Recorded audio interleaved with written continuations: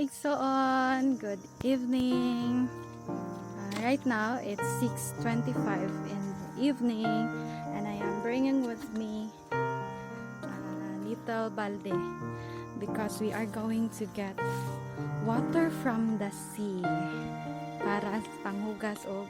Okay mga igsoon, the sea is over there because tonight is unas, so we have to walk going there.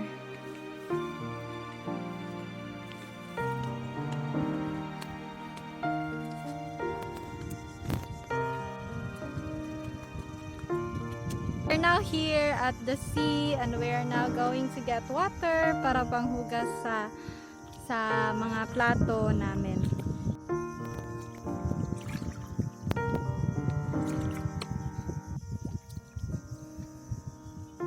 In this place, whenever we run out of water for dishwashing and washing the clothes, we just get from the sea.